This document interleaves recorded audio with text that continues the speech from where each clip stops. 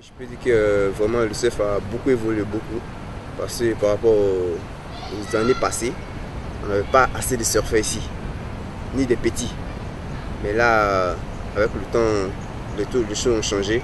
Il y a eu la crise aussi, tout ça a stoppé un peu comment dire, le développement du surf en Côte d'Ivoire ici. Mais grâce à Dieu, nous avons du potentiel, des jeunes qui progressent en ce moment. C'est une génération qui est motivée et qui a conscience de son potentiel. Parce que pour surfer ici, si on doit mettre une échelle de difficulté, on peut faire venir même les meilleurs spécialistes du monde.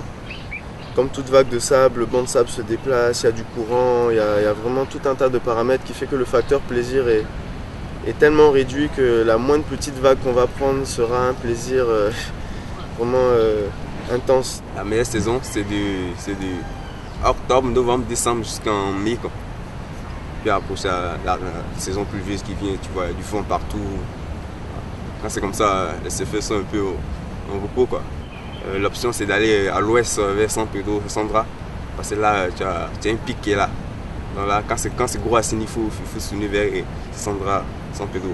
Il y a toute une génération qui s'est mise en place aujourd'hui qui apporte une fraîcheur au monde du surf ivoirien, parce que c'est vrai que avant, le surf était quand même réservé à une certaine élite, et aujourd'hui, avec le travail de gens comme Brett Davis, vraiment j'en profite encore une fois pour lui tirer mon chapeau, parce que pour moi, c'est celui qui a fait passer le surf à la vitesse supérieure, avec son niveau, avec son encadrement, avec son bon cœur, sa main sur le cœur, qui a fait qu'il a pris de lui-même de manière totalement bénévole. Il a pris de son temps pour donner des conseils, apprendre aux jeunes.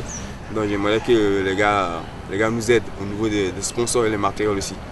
Parce que nous n'avons pas assez de matériel comme ça. Dernièrement, c'est Brett Davis qui a fait un don avec des boards, tout ça.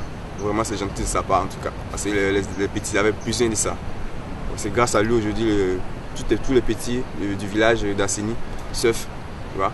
Puis ça c'est joli à voir. Voilà. S'il y a des gens dont on doit parler, dont on doit mettre le nom en avance, Brett fait forcément partie de ces gens-là, parce que c'est ce genre de personnes qui font que l'état d'esprit du collectif prend toute sa valeur. Le surf, c'est vrai que c'est un sport individuel, puisque chacun pratique seul, mais c'est être ensemble à plusieurs quand les vagues sont intenses comme aujourd'hui.